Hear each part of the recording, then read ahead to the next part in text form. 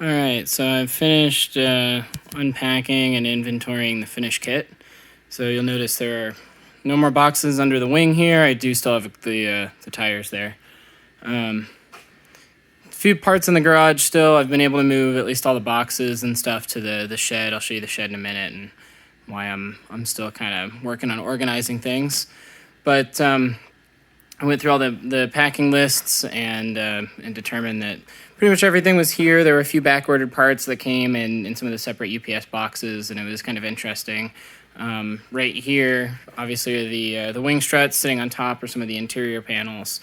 And the top two panels there came in separate UPS boxes because they were back-ordered. One of the boxes included some parts from one of the other kits that were kind of in there with it. So I might still get some back-ordered parts, and I'll have a little list to send, but pretty much everything was there. The main thing still in the garage, you'll notice on the far side, right there, that's the engine cowling. That's taken up a whole lot of space.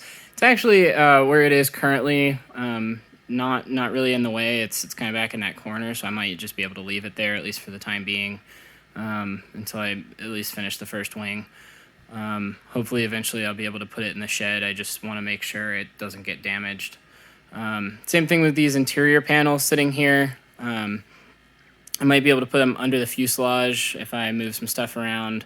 As I start to get farther through the wings, though, hopefully, I'll get the fuel tanks out, which take up a lot of space and some other stuff, and that'll open some space in the shed to keep them.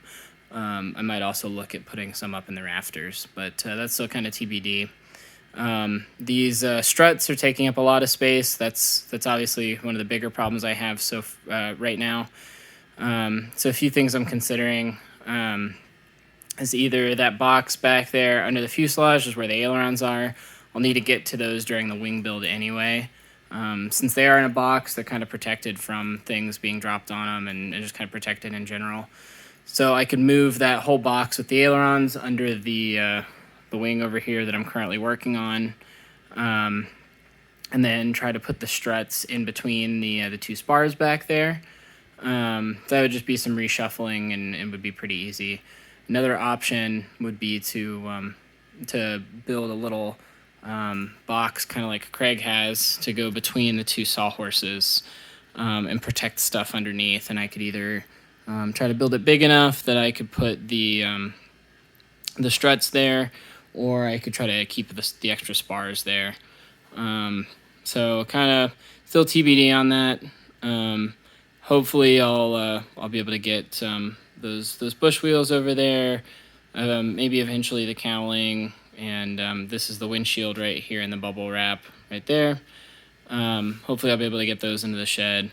And then this big box is all the seats, the front seat, and then the pieces for the back seat and everything. So hopefully we'll get to go in the shed as well.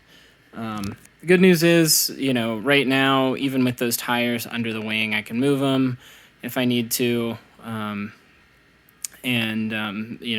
not really going to get hurt. They're made to take a beating on landing anyway. So I can still work on the wing here.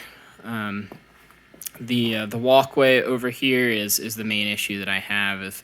It's just a little narrow, and I don't want to accidentally kind of mess up one of the struts or something. They sit outside of the plane, and you could tie the plane down and have them in some weather and stuff, and they're fine. But I don't want to accidentally step on one or anything like that. So some reshuffling to do there just to make the workshop work a little bit better. And then over here, these two guys right there, it's just two of them. They're just stacked together. Those are the window frames for the left and right side, and I'll probably put those up in the rafters with the tail surfaces too. I might also try to. That's the bent, one of the bent rudders that I have, or I'm sorry, elevators, or that actually is, I think, a horizontal stabilizer in this case. But regardless, it's bent. It was bent like that when it arrived, and I had that piece replaced a while ago, so this is the old one that's no longer going to go on the plane. So I might try to move that out of the garage and into the house just to free up some more space, and because it's no longer a plane part at this point. So I'll go ahead and show you the shed next. Okay, so here's what we have going on in the shed. and it's obviously in some pretty bad need of reorganizing, but I'll just kind of show you what's going on in here.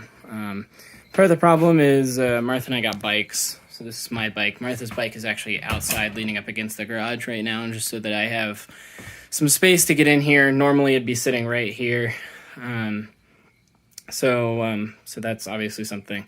This crate right here is what the replacement horizontal stabilizer came in, and I just haven't had a chance to disassemble this crate yet. So while I'm disassembling the other crate that the finish kit came in, I'll probably disassemble this one too and recover the wood. But notice here I've got a whole bunch of stuff on the shelves. So I really tried to fill them up as best as I could. So there's some finish kit parts along with the Executive Glass Touch pre-cover parts, which are some wing things. Some more wing things in here mixed with some of the finish.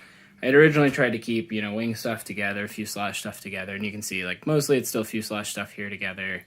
But things got a little bit more mixed up just because that's what I had space for. Up top, it's still more kind of personal stuff, not so much plain stuff.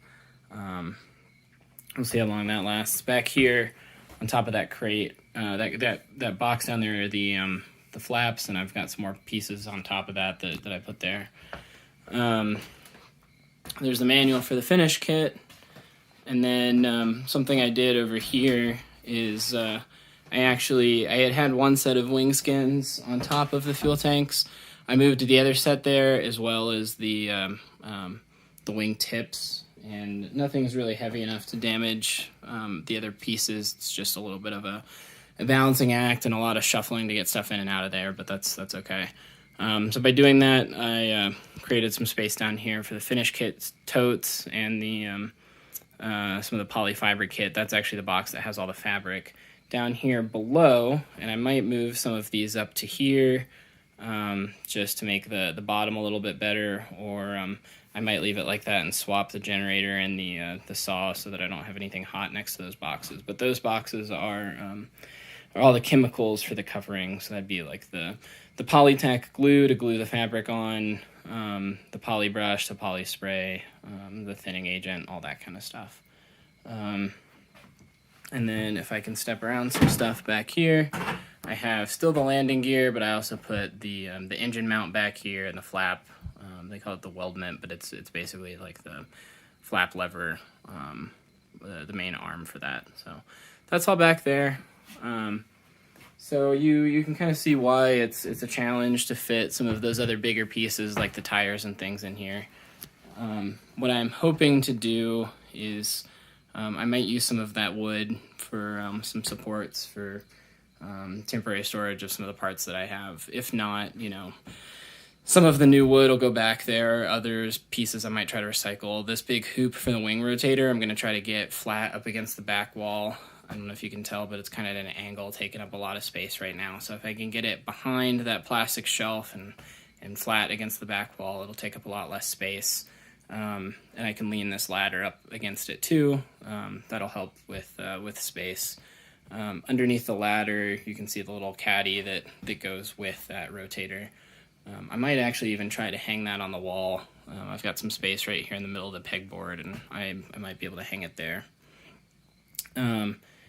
Some scrap wood and things, and again, I'm gonna have to figure out a better place to store all the wood from the crates. That's where most of this came from. I might consider trying to build like a little covered thing in the back of the shed, just to store it.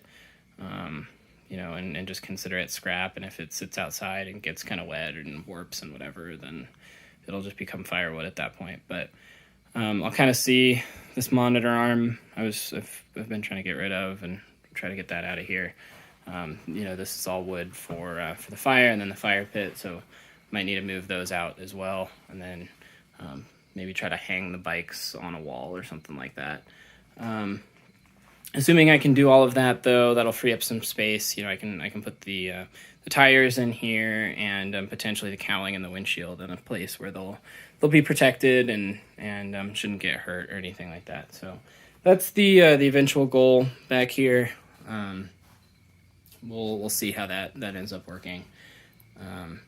This pegboard has been nice, and I do like having it.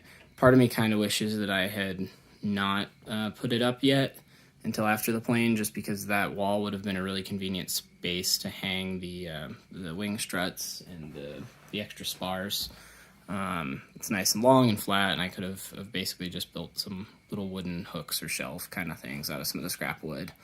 But you know, I needed a place to store all this other stuff too, so yeah, it might not be a huge deal one way or another. But anyway, that's the kind of setup I have right now. At least getting close to having kind of a reasonable workshop again, where I can actually get some work done.